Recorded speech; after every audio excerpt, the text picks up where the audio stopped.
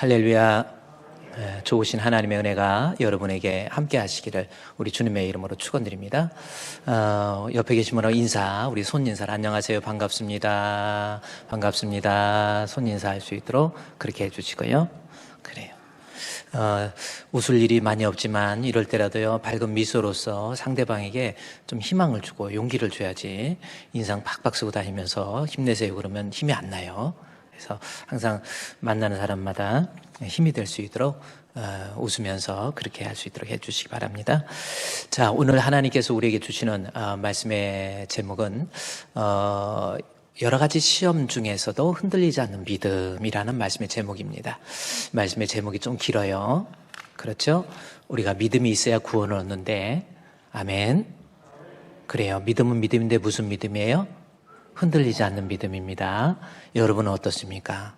믿음이 자꾸 흔들리는 거, 이런 거 저런 거로 인해서 믿음이 흔들리고 있지는 않는지. 흔들리지 않는 믿음, 그런데 그 믿음은 믿음인데 흔들리지 않는 믿음은 믿음인데, 그것도 보니까 제목이 뭐예요? 여러 가지 시험 중에서. 시험은 시험인데 또 한두 가지 시험이 아니에요. 여러 가지 시험. 그 여러 가지 시험 중에서 우리는 흔들리지 않는 믿음, 그 믿음을 갖자라고 하는 것, 이것이 오늘 말씀의 제목이고 또 오늘 우리가 하나님 말씀을 통해서 살펴봐야 될 내용입니다.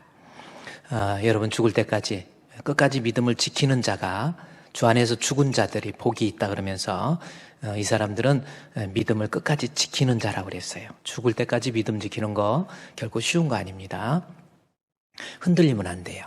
다윗도 고백을 하잖아요. 다윗같이 이스라엘 백성에게 성군 다윗이잖아요. 다윗도 고백을 해요.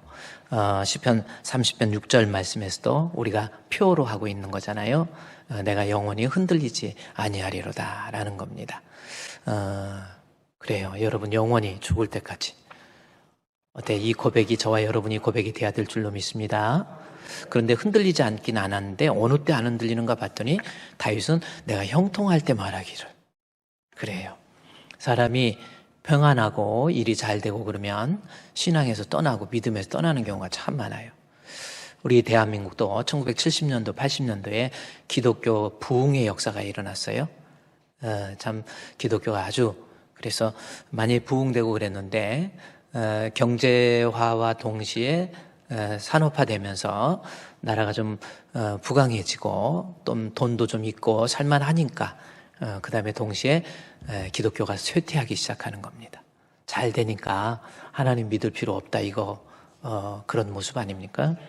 근데 다윗은 자기가 잘 되어도 앞으로 내가 인생 살면서 평안한다 할지라도, 형통한다 할지라도 나는 영원히 흔들리지 않는다라고 하는 그 고백이에요. 여러분, 우리 주분교회 성도들은 좀 평안하고 잘 된다고 해서 하나님 믿는 믿음에서 흔들리지 마시고요. 또 위기가 처한다 할지라도 하나님 원망하거나 불평하지 말고요. 영원히 흔들리지 않는 그러한 믿음에서 승리하시기를 주의 이름으로 축원드립니다. 그러면 여러 가지 위기 속에서 흔들리지 않는 믿음을 가진 사람은 어떤 모습으로 나타나야 되는가라고 하는 것, 이것이 오늘 배워야 될 하나님의 말씀입니다. 자, 그러면 1장 2절 말씀 한번 볼까요? 우리 이제 성경을 보면 야고보서 1장 2절 말씀에 보면 내 형제들아 너희가 여러 가지 시험을 당하거든, 이 말씀이 나옵니다. 시험은 시험인데 여러 가지 시험이에요. 그래요. 때로는 내가 물질적인 것 때문에 힘들고, 가정의 문제 때문에 부부간의 갈등으로 인해서 힘들어지고, 때로는 자녀로 인해서 내가 너무나도 힘들고 눈물 나는 사연이 생기게 되고, 또 성도들과의 관계 속에서 내가 너무나도 힘들 때, 이것을 본문에서는 여러 가지 시험이다 그렇게 표현하고 있는 거예요. 한두 가지가 있는 게 아니라 여러 가지. 그런데 이 여러 가지 시험이 앞에 보면 또 내 형제들아 해서 형제에 대한 이야기가 나와요. 형제는 뭡니까? 예수를 믿는 믿음의 사람들을 주 안에서 형제라고 표현하잖아요. 따라서 이 말씀을 보면 내가 예수를 잘 믿어도 살아가면서 나도 힘들고 어렵고 공고함에 처하고 때로는 시험도 닥치고 위기도 닥치고 정말 괴로운 일도 생기고 이거 어떻게 할까라고 하는 아주 진퇴양난의 그러한 모습 속에서 고민하고 답답해하고 그런 상황이 믿는 자에게도 생긴다라는 거예요. 예수 믿으면 절대로 만사 형통하는 거 그거 아닙니다. 형통의 의미를 잘못 생각해서 그러는 거예요. 그렇잖아요. 진정한 형통은 하나님이 개입하신다는 뜻이지 내 뜻대로 다 된다는 뜻이 아니에요.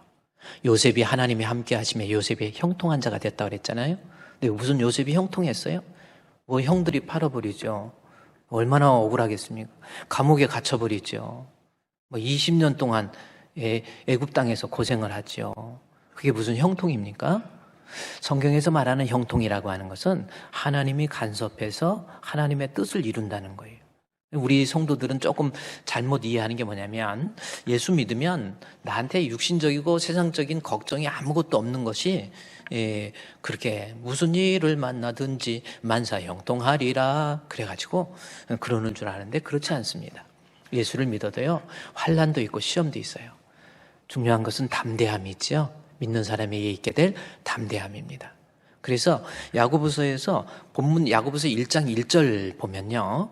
흩어져 있는 12지파에게 문안한다. 이 말씀이 나오죠. 여기서 1장 1절 말씀에서도 흩어져 있는 12지파 이게 결국 무슨 뜻인 줄 아세요? 흩어져 있는 12지파라고 하는 것은 뭐예요? 핍박으로 인해서 시험으로 인해서 환난으로 인해서 흩어졌다. 야고보서 1장 2절에 분명히 나오잖아요. 흩어진 거예요. 예수 잘 믿는데 그 믿음 때문에 그 핍박으로 인해서 사람들이 흩어진 거예요. 여러분, 그리고 위기가 닥친 겁니다. 그때 야고보가 편지를 쓴 거예요. 자, 그렇게 위기가 있고 힘든 일이 있을 때 우리는 어떻게 해야 흔들리지 않는 성도의 모습인가?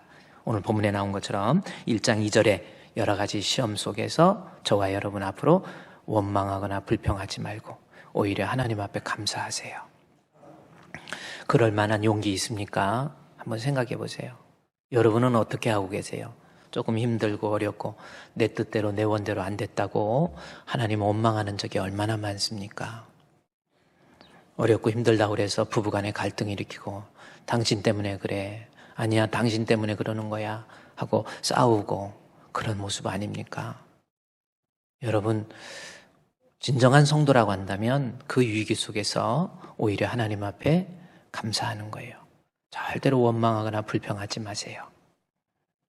그 이유는 뭔가 봤더니 이는 감사해야 되는 거 이유가 뭔가 이는 하면서 쭉 설명이 되죠. 믿음의 시련이 인내를 만들어내서 그 인내로 인해서 4절 말씀에 인내를 이룸으로 인해서 나중에는 내가 하나님 앞에 부족함이 없는 사람이 된다라는 거죠.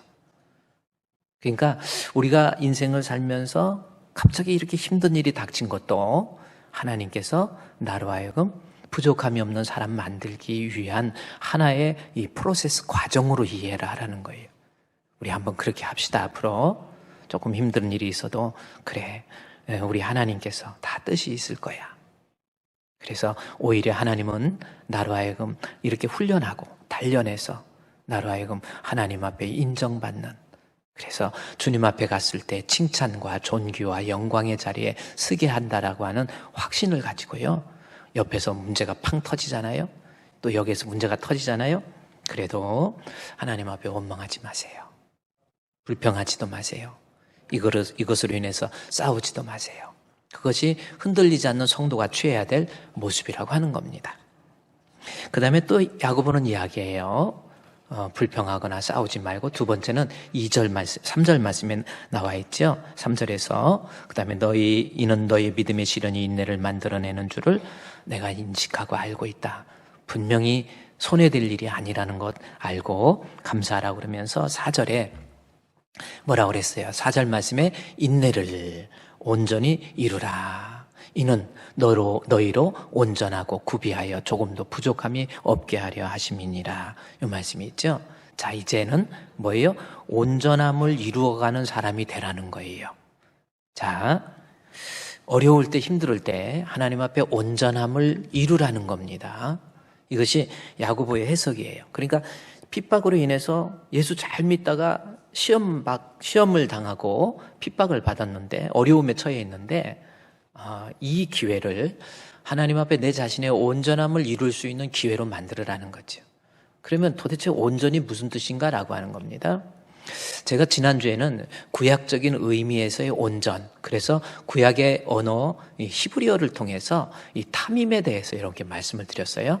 온전이라고 하는 것은 구약적인 의미로 히브리어의 탐임이라고 하는 건데, 이 탐임이라고 하는 히브리어는 그 뜻이 무슨 뜻이냐면 아직은 완전하지 못한 거예요. 그래서 아직은 완전하지 못하지만 이것이 완전을 지향하는 거. 그래서 히브리어로 탐임, 온전한 것이 탐임이라는 거예요. 그러니까 이 complete, 완전한 건 아니에요.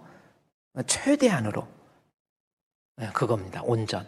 그래서 온전을 이루라고 하는 것은 내가 하나님 앞에 지금 완전하지 못한 하나님의 자녀로서의 불충분한 부분을 빨리 찾아서 그것을 내려놓고 그것을 회개하고 그것을 이루어가는 그러한 완전을 지향하는 그러한 성도가 되라라고 하는 것, 이것이 구약적인 의미였다라는 겁니다. 그런데 이 온전이라고 하는 것이 본문 성경에서 헬라어로 기록되어 있거든요. 헬라어에서는 뭘로 기록됐는가 하면은 온전이라는 것이 헬라어로 텔레이오스라고 하는 단어를 썼습니다. 그러면 이 텔레이오스라고 하는 것은 무슨 뜻인가? 우리가 온전을 지향하라고 그랬잖아요. 완전을 지향하는 것이 온전이라고 그랬잖아요. 텔레이오스라고 하는 것은 텔로스라고 하는 것이 앞에 텔로스가 어근이에요.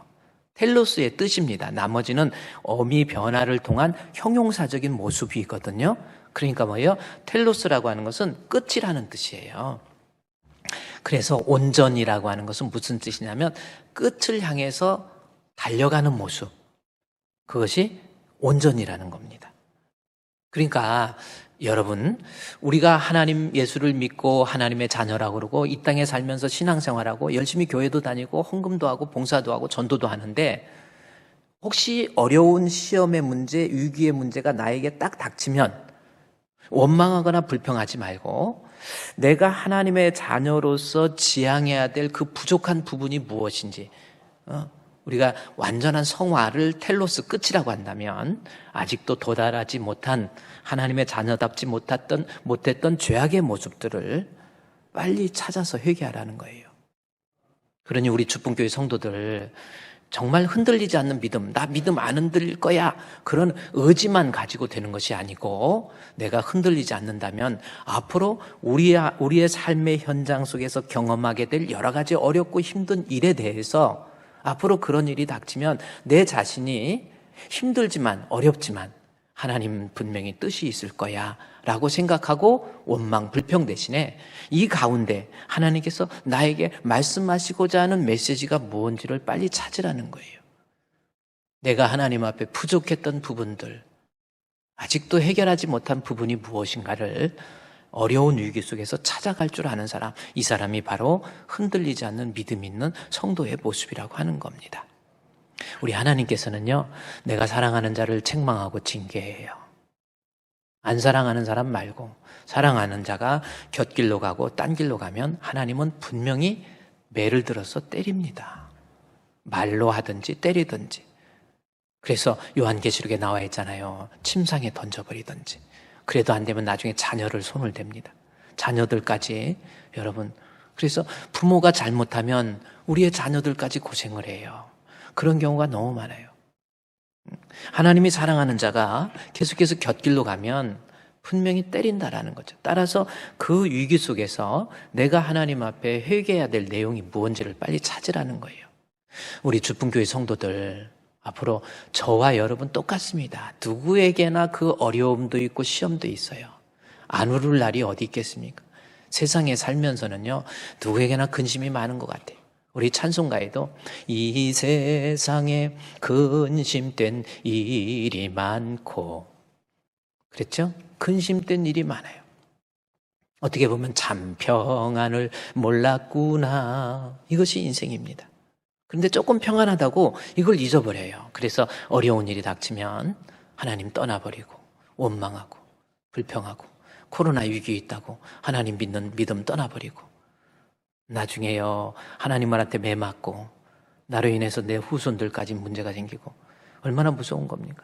따라서 여러분, 위기가 있을 때에는 온전함을 회복하는 거예요. 그렇다면 야고보는 이 본문 1장 4절 말씀에 온전을 이루라, 라고 이야기하면서 그 온전을 이루어가야 될 성도의 구체적인 모습이 무엇인가라고 하는 것을 야고보가 9절부터 설명을 하고 있는 겁니다.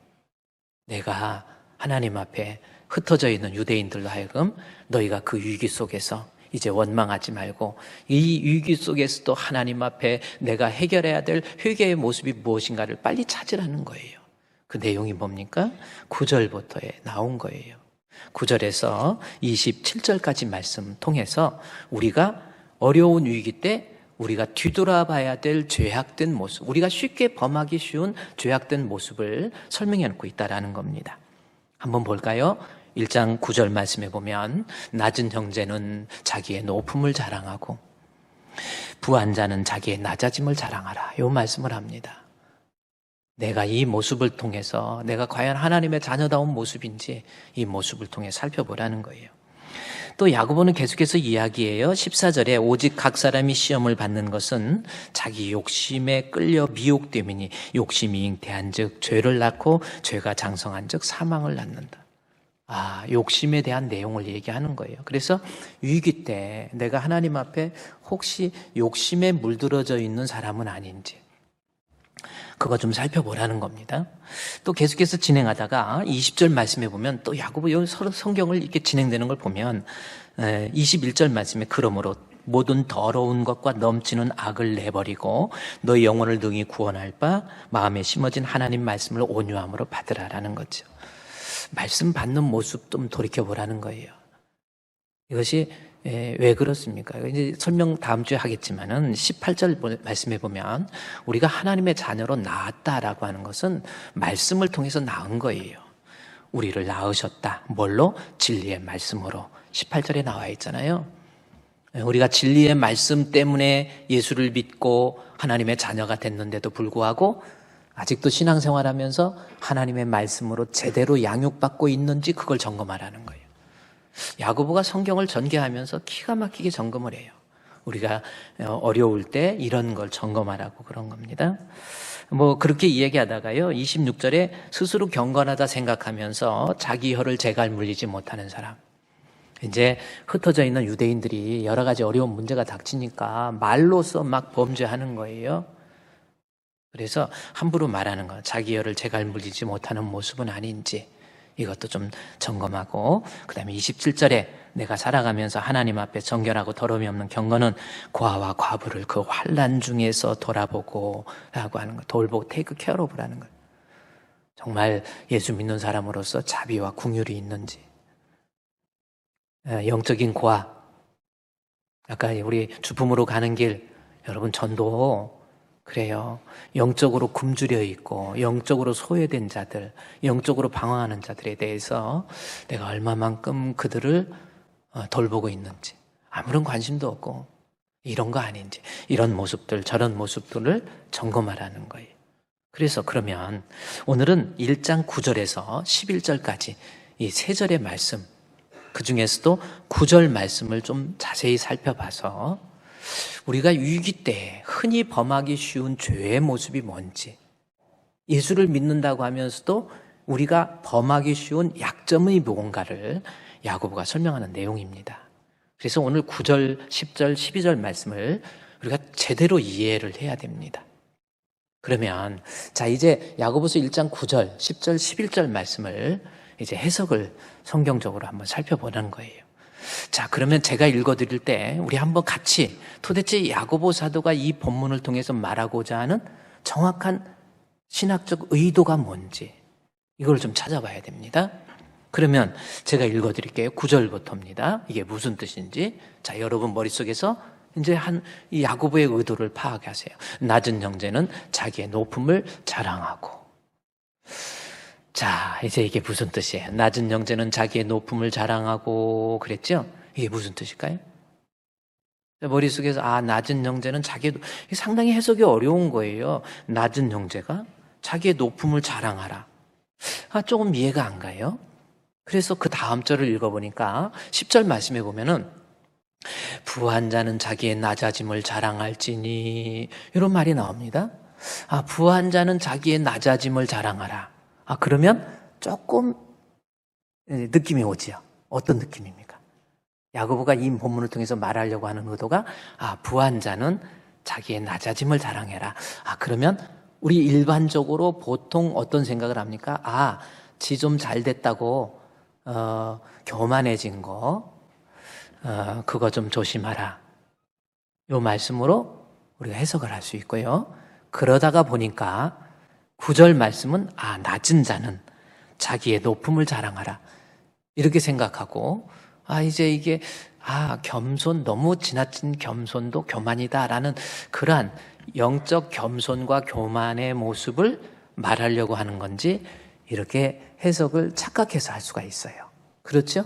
우리 일반적으로 우리가 9절, 10절, 11절 말씀을 좀 더 낮아진 사람, 좀 높아지고 해서 교만도 겸손도 그냥 평준화되는 그러한 모습 이렇게 생각할 수 있습니다. 그런데 뭔가가 갑자기 또 생뚱맞은 그러한 언어가 그 다음에 해석이 단어가 나오는 거예요. 9절에 부한 자는 자기의 낮아짐을 자랑할지니 이야기하면서 이는이라고 하는 말을 통해서 지금 낮은 자, 부한 자는 다음과 같은 말에 근거하고 있다라는 뜻이잖아요. 그렇죠? 그러면 이 뜻을 제대로 해석하면 낮은 자가 뭐고 부한 자가 뭔지를 알 수 있다는 거예요. 그래서 보니까 이는 하면서 나오는 게 뭐예요? 이는 그가 풀의 꽃과 같이. 그랬죠? 10절 말씀에 이는 그가 풀의 꽃과 같이 지나감이니라. 풀이 나오고 꽃이 나와요? 풀이 나오고 꽃이 나와요.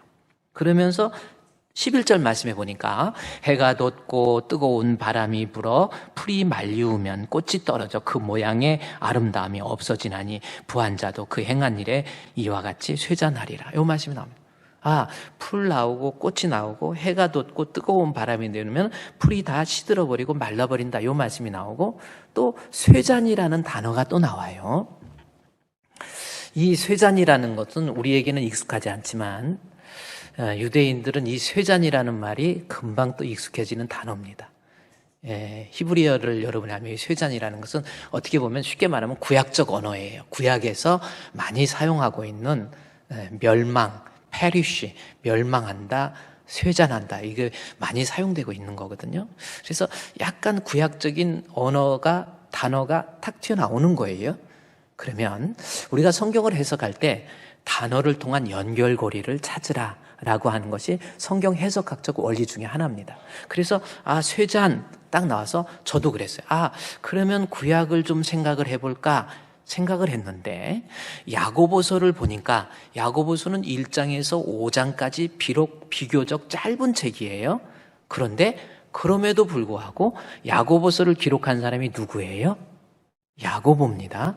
근데 야고보인데 이 야고보라고 하는 사람은 이스라엘 백성에게 아주 흔한 이름이란 말이에요. 야고보. 그래서 이 야고보의 세베대 아들 야고보, 알페오의 아들 야고보, 유다의 형제 야고보, 그 다음에 예수님의 형제 야고보. 그래서 이 성경을 누가 썼는가 가만히 생각해 보니까 결국 AD 60년에 기록한 이 야고보서는 예수님의 형제밖에 없는 거예요. 그렇죠? 그 전에 순교하고 그랬기 때문에. 그러면 예수님의 형제 야고보가 쓴 책이에요. 자, 그러면 야고보는 어떤 사람이냐면 정통 유대인입니다. 그러면 여러분이 제가 정통 유대인이라 그러면 그것을 또 그런가 보다 그러는데 그게 아니야. 유대인 중에서 정통 유대인, 지금도 유대인들 통곡의 벽에 가보면 정통 유대인들이 까만 이 모자, 까만 옷에 새총머리 기르고 통곡의 벽에 가서 막 율법을 외우고 그런 사람이에요. 야고보가 그때 당시에 정통 유대인, 무슨 뜻입니까? 야고보는 율법에 하나님 구약 성경에 있어서 익숙한 사람이에요. 그래요? 그러면 거기까지 알았어요. 그래서 그런 눈으로 야고보서가 유대인, 정통 유대인으로서 구약 성경에 능통한 사람이구나 생각하면서 또 성경을 보니까 실제적으로 짧은 5장의 성경 속에서 구약적인 용어들이 너무 많이 나오고 구약의 인용이 너무 많아요. 그래서 예를 들어서 야고보서 2장에 한번 가볼까요? 야고보가 얼마나 구약적인 사람이고 정통 유대인인지 2장 8절에 너희가 만일 성경에 기록된 대로 내 이웃 사랑하기를 내 몸과 같이 하라. 여기서 성경은 구약 성경을 얘기하는 거거든요. 그래요? 그런데 내 이웃을 내 몸과 같이 사랑하라. 이 말씀은 뭐예요? 구약의 십계명이란 말이에요. 그래서 이 십계명을 인용을 하고요. 뭐 계속 여러분이 읽어보면 그렇습니다. 그러면서 21절 말씀에 또 우리 조상 아브라함이 그 아들 이삭을 제단에 바칠 때에 행함으로 의롭다 하심을 받은 것이 아니냐 해서 또 아브라함, 이스라엘의 국부 아브라함입니다. 아브라함을 이야기하는 거예요. 이게 구약적인 내용을 많이 인용하고 그뿐입니까? 그 다음에 여기 2장 25절 말씀에 보면 이와 같이 기생 라합을 얘기하는 거예요. 이스라엘의 정탐꾼들을, 가나안 정복사에서 나오는 이스라엘의 정탐꾼들을 잘 맞이해 준 사람, 기생 라합이나 구약적인 내용이 많이 나와요. 뭐 3장에서도 그렇고 4장에서 5장에 예를 들어 끝부분에 가서 5장 17절 말씀에 가도요. 엘리야는 우리와 성정이 같은 사람 그랬죠? 선지자 중에 선지자 엘리야. 이스라엘에게는 대단한 존재이거든요. 엘리야입니다.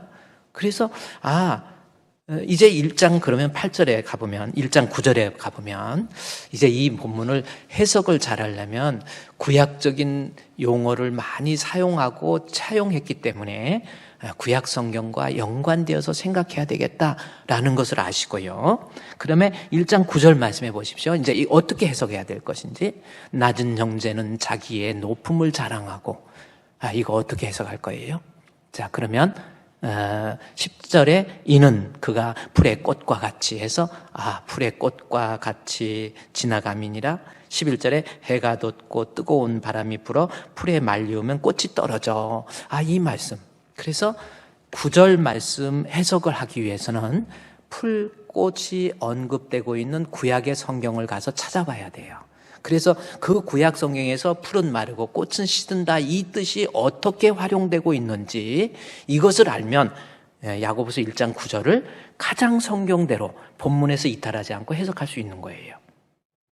자, 그러면 풀은 마르고 꽃은 시든다 이 말씀이 저도 유대인들은 금방 이것을 구약 성경에 연관되어서 생각하기 때문에 낮은 형제는 자기의 높음을 자랑하라 그 뜻이 무슨 뜻인지를 금방 알아들어요. 따라서 우리도 구약 성경에 풀과 꽃이 나와 있는 부분이 어디인가를 찾아야 됩니다. 그러면 야고보서 1장 9절에다가 주보를 껴놓으시고 이사야서 40장에 가보니까 풀과 꽃의 이야기가 나와요. 자, 이사야, 에레미야, 에가서에 가서 이사야서 40장에 가보니까 이 본문만 제대로 해석이 되면 낮은 형제는 자기의 높음을 자랑하라 라고 하는 것이 무슨 뜻인지를 해석할 수 있는 거예요. 자, 여러분 힘들어도 성경은 이렇게 봐야 됩니다. 자, 그러면 이사야서 40장 6절 말씀해 보니까 여기에 야고보서 1장 9절에 나와 있는 10절에 나와 있는 풀과 꽃이 나와요. 6절 말씀해 보니까 말하는 자의 소리여 이르되 외치라 대답하되 내가 무엇을 외치리이까 하니 이르되 모든 육체는 풀이요 그의 모든 아름다움은 들의 꽃과 같다. 여기 풀이 나오고 꽃이 나오죠. 그러면서 뭐라고 그럽니까? 7절에 풀은 마르고 꽃은 시듬은 여호와의 기운이 그 위에 부민이라 이 백성은 실로 풀이로다. 이 이사야서 40장 6절에 있는 6절, 7절, 8절에 있는 말씀을 야고보가 야고보서를 기록하면서 야고보가 쓰는 자기의 말이 아닌 구약 성경 이사야서 40장 6절에서 9절 말씀을 차용한 거라는 것을 알 수 있어요. 그렇죠? 그래서 이걸 차용해 가면서 낮은 형제는 자기의 높음을 자랑하라고 했기 때문에 요 본문 이사야서 40장의 배경 없이 야고보서 1장 9절을 해석하는 것은 불가능한 거예요. 네, 그래서 엉터리 방터리들은 그냥 여러분 하나님 앞에 겸손해지세요, 낮아지세요, 막 이렇게 그냥 자기 말대로 설교하는 거예요. 그러나 야고보의 의도는 그것이 아니에요. 풀과 꽃, 이사야서 40장에 나와 있는 풀과 꽃의 의미가 뭔지를 알아야 해석이 가능한 겁니다. 자, 그러면 풀과 꽃이 무엇인지 여러분 한번 먼저 생각을 해봐요. 여기서 나오는 한번 이사야서 40장 6절 육체는 풀이요 그 모든 아름다움은 풀의 꽃과 같다. 풀은 마르고 꽃은 시듬은 여호와의 기운이 그 위에 붐이라. 이 백성은 실로 풀이다 할 때 이 백성은 누구예요? 이 백성은 실로 풀이라는 거예요. 이 백성은 풀의 꽃과 같이 금방 사라진 존재라는 겁니다. 그러면 이 성경이 어떤 뜻인지를 이해가 안 가니까 이사야서 40장 1절부터 다시 봐야 돼요. 자, 이사야 40장 1절부터 볼까요? 1절 말씀에 너희 보세요. 아주 이사야가 너희 하나님 이르시되 너희는 위로하라. 내 백성을 위로하라. 너희는 예루살렘의 마음에 닿도록 말하며 그것을 외치라. 그 노역의 때가 끝났고 그 죄악의 사함을 받았느니라. 뭐 이런 말씀. 이사야에게 명령한 하나님의 말씀이에요. 그러면 자, 이 말씀 갑자기 외치라라는 거예요. 그러면서 그들을 위로하라라는 겁니다. 그러면 이사야가 어느 시대의 사람인지 역사적 배경을 이해해야 돼요. 뭘 외치라고 했는지. 이사야라고 하는 사람은 구약의 남쪽 유다의 선지자입니다. 그때 시대가 뭐냐면 우시아와 요담과 아하스, 히스기야 시대 때 활동했던 선지자예요. 에레미야와 하박국 동시대의 사람입니다. 그러면 이때가 언제냐면 이스라엘이 유다의 이사야 선지자가 활동했던 때가 기원전 약 670년, 80년이에요. 그러니까 680년도에 이사야가 죽게 되거든요. 그러니까 이것은 이사야가 죽기 전에 10년 전에 690년도에 기원전 690년도에 하나님의 계시를 받아서 이스라엘에게 위로하도록 쓴 책이에요. 그런데 이사야에게 주신 내용이 뭐냐면 40장 1절에 위로하라는 거예요. 이스라엘을 위로하라는 겁니다. 그러면 위로하라는 건 뭐예요? 지금 이스라엘에게 심한 위기에 처해 있다는 것을 알 수 있죠. 위로하라는 겁니다. 그 심한 위기에 처해 있기 때문에 너 지금 힘들지만, 너 어렵지만, 너 어마무시한 괴로움에 처해 있지만 하나님께서 그 백성을 위로하라는 거예요. 그것을 외치라는 겁니다. 그래서 뭘 위로하는가 봤더니 40장 2절에 너희는 예루살렘에 닿도록 말하는데 그것을 외쳐야 되는데 그 노역의 때가 끝났다. 그 죄악이 사함을 받았다. 요걸 외치라는 겁니다. 그럼 이게 무슨 말씀인가? 우리가 시대적 배경 속에서 아까 이게 680년, 90년도에 기록된 건데 이사야가 죽고 난 다음에 이스라엘이 보세요. 북쪽 이스라엘은 아수르라는 나라에 의해서 BC 721년도에 망해요. 그리고 나서 아수르는 바벨론에 의해서 멸망하고 바벨론이 아수르를 멸망시킨 다음에 세월이 흐르죠. 721년에서 밑으로 쭉 내려가서 이제 어느 때 됐냐면은 BC 605년도에 남쪽 유다를 침공을 합니다. 1차 침공이에요. 2차 침공은 BC 597년도에 침공을 합니다. 3차 침공은 BC 586년도. 그래서 BC 586년도에 남쪽 유다가 망해요. 그리고 망해가지고 605년도 1차 침공을 기점으로 해가지고 70년이 지난 535년도에 해방이 돼요. 바벨론으로부터. 지금 이 내용은 뭐냐면 지금 이스라엘이 바벨론의 어마어마한 그러한 확정 속에서 인권이 유린되고 노동력이 착취되고 이건 사람이 노예로서 인생 살면서 너무 힘든 위기에 있어가지고 다 절망하는 거예요. 다 두려워하면서 걱정하면서 이제는 우리는 아무런 비전도 없다. 이럴 때 하나님께서 에레미야 선지자를 통해서 위로해라. 뭐예요? 네 노역의 때가 오늘 2절 말씀에 끝났다라는 거죠. 여기 보세요. 노역의 때가 끝났다. 이제는 하나님께서 그의 약속대로 내가 너희를 그냥 버려두지 아니하고 너의 삶에 내가 개입해서 그 위기에 처해 있는 너희들을 반드시 건져주시리라고 하는 위로의 말씀을 이사야 선지자를 통해서 선포해주고 있는 겁니다. 그래요. 이때 당시에 바벨론의 위기 속에서 내가 너희를 건져주신다. 그것이 40장 1절 2절이고요. 그 다음에 외치라고 하는 거예요. 반드시 외치라라고 하는 것은 하나님의 약속의 신실함을 얘기하면서 내가 나의 백성, 내 아들, 내 자녀 결코 포기하지 않고 그냥 이 어려운 상태에서 그냥 내버려 두지 아니하시고 반드시 그 위기에서 건져주실 하나님이라는 것을 빨리 외치라는 거지요. 그 능력이 뭔가 40장 5절 말씀에 여호와의 영광, 기운 같은 뜻입니다. 하나님의 능력으로 위기에 처해 있는 그의 백성들을 하나님이 건져주신다라고 하는 그 말씀을 이사야를 통해서 이스라엘 백성에게 전하라는 거예요. 그랬더니 그 이스라엘 백성들이 또 어떻게 생각하냐면 아니 아무리 하나님의 은혜가 돼도 이거는 불가능해요. 지금 바벨론이 어떤 나라인데요? 어마어마한 나라.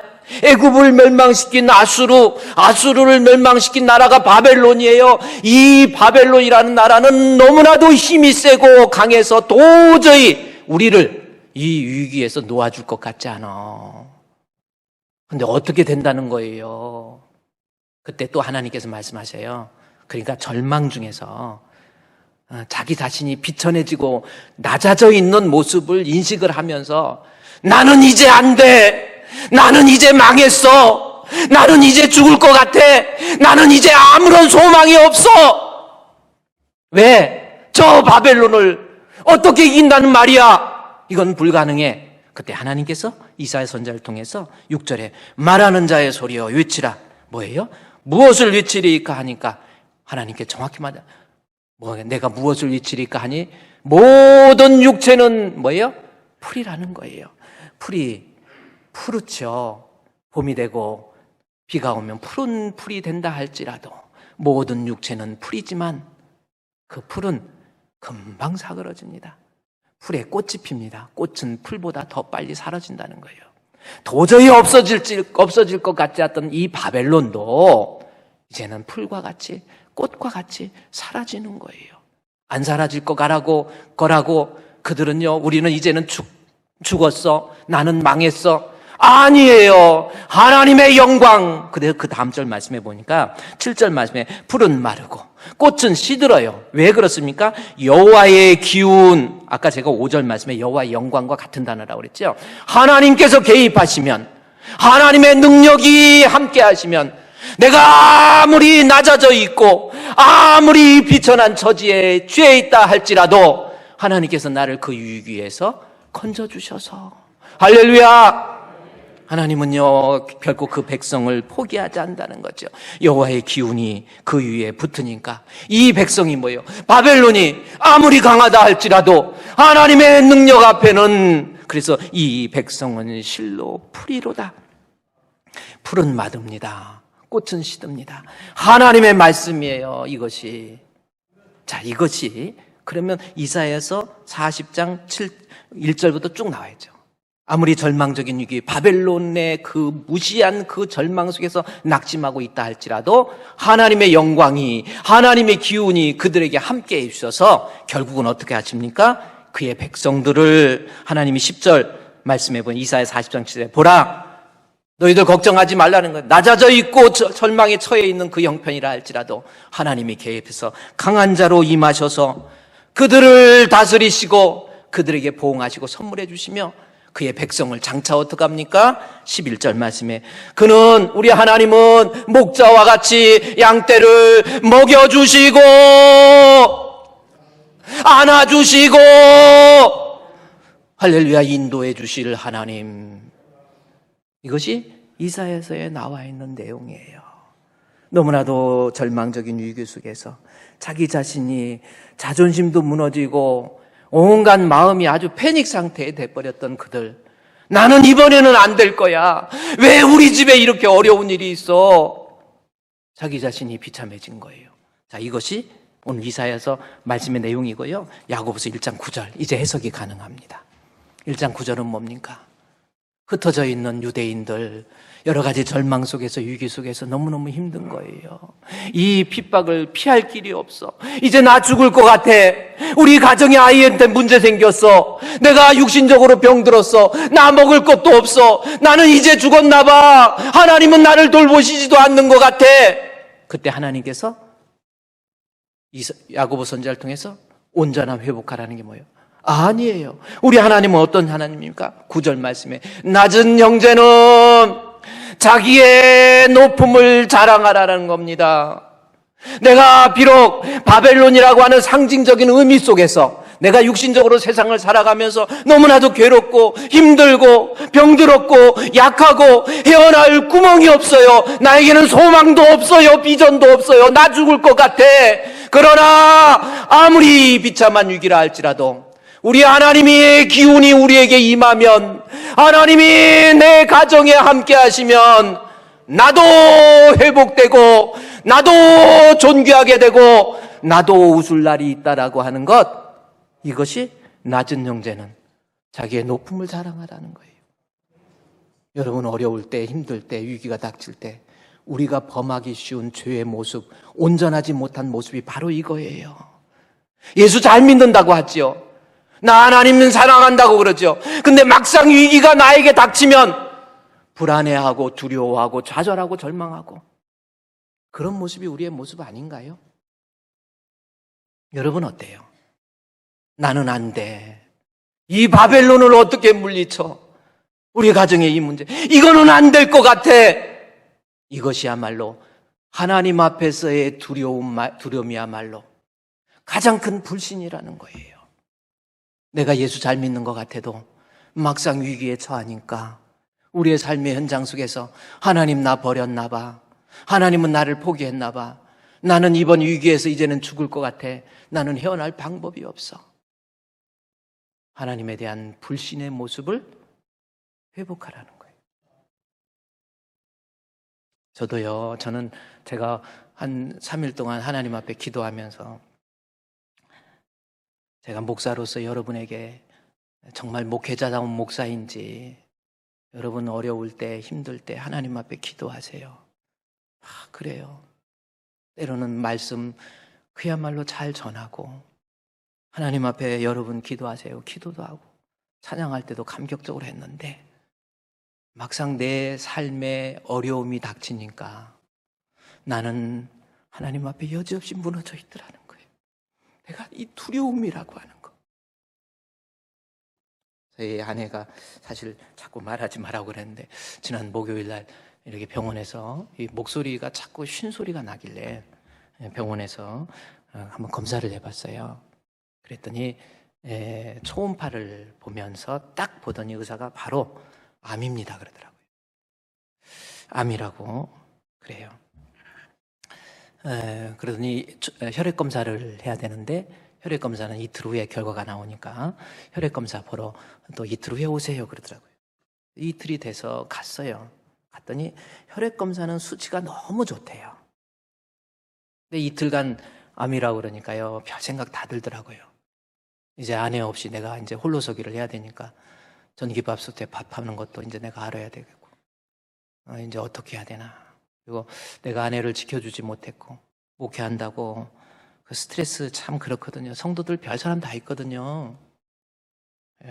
그래서 죄송스럽기도 하고, 그래서 그런 마음이 들면서 자꾸 불안해한 거, 잠을 못 자고요.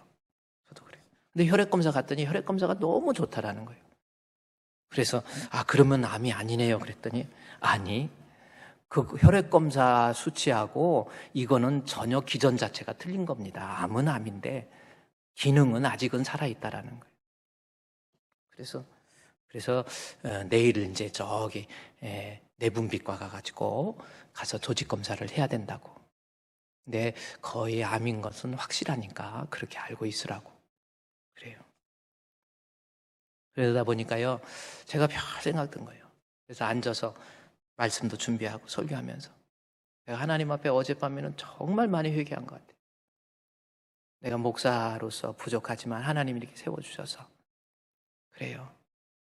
그보다 더한 병 속에서도 나를 살려주셔서 그러한 체험이 있는데도 불구하고 막상 우리 가정에 이런 문제가 닥치니까 나는 하나님 앞에 너무 초라해 있는 거예요. 본문에 낮아져 있는 거예요. 이거는 안 돼. 이거는 안 돼. 성도들한테 예수 믿으세요. 하나님 앞에 기도하세요. 암도 고쳐주십니다. 막 외치긴 잘했어. 설교도 잘하고 때로는 찬양도 하고. 근데 나는 막상 내가 삶의 현장 속에서 내가 설교한 대로 내 삶을 우러내지를 못하는 거예요. 문득 아주 유명한 이 킴벨 모로겐이라고 하는 사람, 몰간이라는 사람이 있죠. 킴벨 모로간이라는 사람은 어떤 사람이냐면 강해 설교를 기가 막히게 하는 사람이에요. 여러분, 강해 설교가 순서대로 한다고 강해 설교가 아닙니다. 강해 설교를 하려면 목사가 아는 게 많아야 돼요. 이게 쉬운 게 아니에요. 우리나라에서 강해 설교하는 목사님 몇 분이나 계십니까? 교회라고 똑같은 교회가 아니에요. 아무 데나 가서 폼 잡고 가운 입고 여러분 할렐루야 이런다고 되는 게 아니에요. 성경 가르쳐야 돼요, 목사는. 근데 그 대표적인 인물이 캠벨 모르간이라는 사람이에요. 근데 그분이 성경을 강해를 하니까 사람들이 별로 모이지는 않아요. 그런데 말씀 강해 설교 기가 막히게 하는 거예요. 그 기가 막힌 강해 설교가 한 사람을 변화시키죠. 27살 된 마틴 로이드 존슨, 영국 왕실의 의사입니다. 이 몰간의 설교를 듣고 모든 명예와 모든 것 다 내려놓고요, 나중에 이 몰간이 섬기는 교회의 담임 목사가 돼요. 얼마나 이 마틴 로이드 존슨, 제가 정말 존경하는 신학자 아닙니까? 설교 말씀 차원이 달라요. 목사라고 똑같은 게 아니에요. 차원이 틀립니다. 이게 마틴 로이드 존슨이다. 그분의 스승이었던 이 몰간이 십계명을 강해하면서 제3계명 뭔지 아십니까? 여호와의 이름을 망령되게 일컬지 말라라는 거죠. 근데 어떻게 하는 것이 하나님의 이름을 망령되게 하는 건가에 대한 설명이 뭐냐면, 목사로서 하나님 앞에 설교하고 예수 믿으세요, 이렇게 하세요, 이렇게 하세요 말은 하면서, 찬양도 뜨겁게 하면서 막 무릎 꿇고 기도도 하면서, 자기 자신에게 막상 문제가 닥쳤을 때에는 자기는 여지없이 무너져 버리는 것, 그것이 여호와의 이름을 망령되게 하는 것이고, 제가 그거 책에서요 한번 그 내용이에요 나와요. 여러분, 하나님의 이름 망령되게 뭔가요?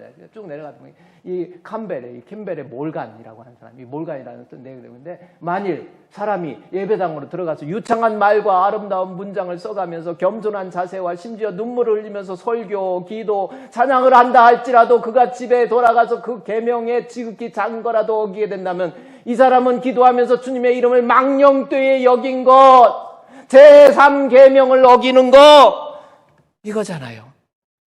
말로는 나 하나님 믿어, 말로는 나 하나님 앞에 신앙생활해.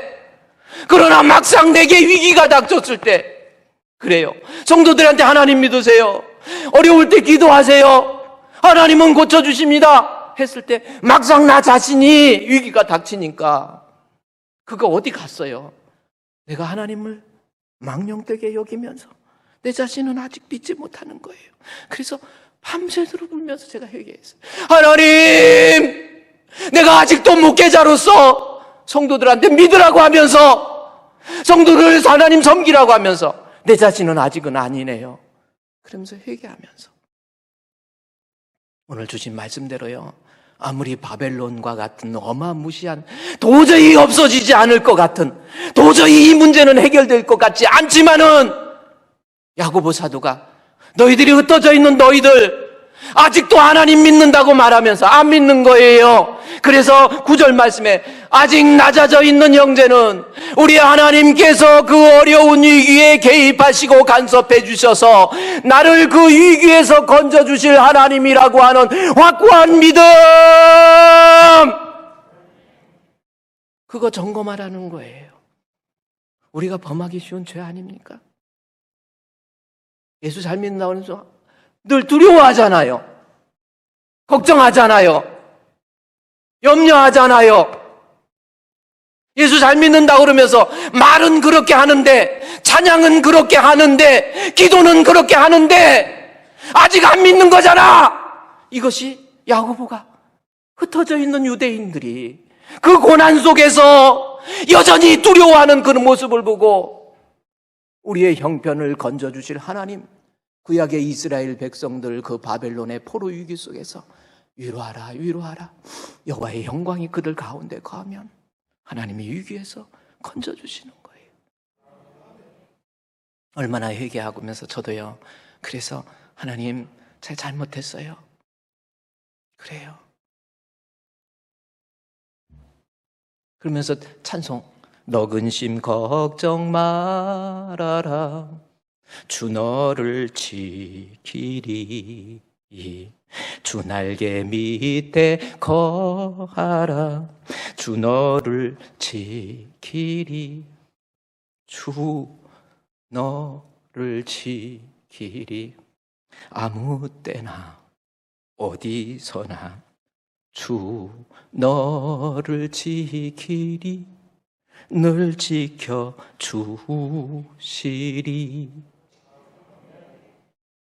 하나님이 주시는 마음은요, 두려움이 아니에요. 여러분 아직도 신앙생활하면서 어렵고 힘든 위기가 있다고 혹시 두려워합니까? 그거야말로 가장 큰 불신입니다. 디모데전서 1장, 디모데후서 1장 7절 8절 말씀에 보면은 하나님께서 주시는 마음은 두려워하는 마음이 아니에요.